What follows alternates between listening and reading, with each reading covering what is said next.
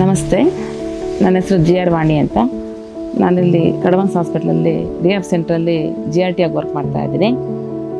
10 years ಆಯ್ತು ಈಗ ನಾನು ವರ್ಕ್ ಮಾಡ್ತಾ.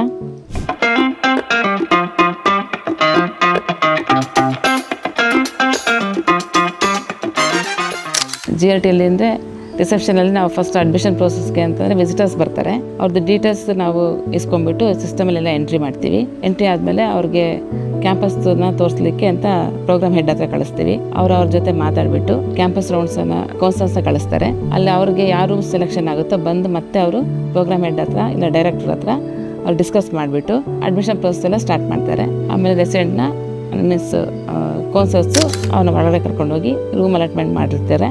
ಆ ರೂಮ್ ಅಲಾಟ್ಮೆಂಟ್ ನಾವೆಲ್ಲ ಹೌಸ್ ಕೀಪಿಂಗ್ ಕರೆಸ್ಬಿಟ್ಟು ಅದು ರೆಡಿ ಮಾಡಿಸಿರ್ತೀವಿ. ಆ ರೂಮಿಗೆ ಅವ್ರನ್ನ ಕರ್ಕೊಂಡೋಗಿ ಬಿಡ್ತಾರೆ. ಬೆಳಿಗ್ಗೆ ನಮ್ಮದು 9 ಗಂಟೆಗೆ ಡ್ಯೂಟಿ ಸ್ಟಾರ್ಟ್ ಆಗೋದು. ಬೆಳಿಗ್ಗೆ ನಾವು ಲಾಗಿನ್ ಆಗಿ ಬಂದಮೇಲೆ ಫಸ್ಟು ಸೆಕ್ಯೂರಿಟಿ ಎಷ್ಟು ಜನ ಇದ್ದಾರೆ ಅಂತ ನೋಡ್ಕೊತೀವಿ. ಹೌಸ್ ಕೀಪಿಂಗ್ನವ್ರು ಎಷ್ಟು ಜನ ಬಂದಿದ್ದಾರೆ ಅಂತೆಲ್ಲ ಅವ್ರಿಗೆ ಅಟೆಂಡೆನ್ಸ್ ಎಲ್ಲ ತೊಗೊತೀವಿ.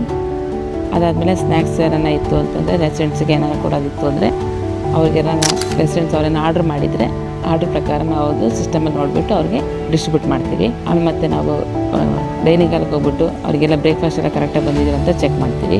ಒಂದು ರೊಟ್ಟಿನಲ್ಲಿ ಅವರ ಆ್ಯಕ್ಟಿವಿಟಿಗೆ ಹೋಗಿರ್ತಾರೆ. ಆವಾಗ ಎಲ್ಲ ರೆಸಿಡೆಂಟ್ಸ್ ಎಲ್ಲ ಹೋಗಿದ್ದಾರಲ್ಲ ಅಂತ ಒಂದು ರೌಂಡ್ಸ್ ಹೋಗ್ತೀವಿ. ಅವಾಗ ಮತ್ತು ಹೌಸ್ ಕೀಪಿಂಗರೆಲ್ಲ ಏನೇನು ಕೆಲಸ ಮಾಡ್ತಾ ಇದ್ದಾರೆ ಅಂತ ನಾವು ರೌಂಡ್ಸಲ್ಲಿ ಹೋಗಿ ನೋಡ್ತಾ ಇರ್ತೀವಿ. ಮತ್ತು ರೆಸಿಡೆಂಟ್ಸ್ಗೆಲ್ಲ ಕರೆಕ್ಟಾಗಿ ಊಟ ಎಲ್ಲ ಬಂದಿದೆಯಾ, ರೆಸಿಡೆಂಟ್ಸ್ ಎಲ್ಲರೂ ಬಂದಿದ್ದಾರಲ್ಲ ಅಂತಲೂ ಅಬ್ಸರ್ವ್ ಮಾಡ್ತೀವಿ. ಮಾಡಿಬಿಟ್ಟು ಯಾರು ಬಂದಿಲ್ಲ ಅಂತಂದರೆ ಅವ್ರಿಗೆ ಅನೌನ್ಸ್ಮೆಂಟ್ ಮಾಡಿ ಡೈನಿಂಗ್ ಹಾಲಿಗೆ ಬನ್ನಿ ಊಟಕ್ಕೆ ಅಂತ ಕರಿತೀವಿ ನಾವು.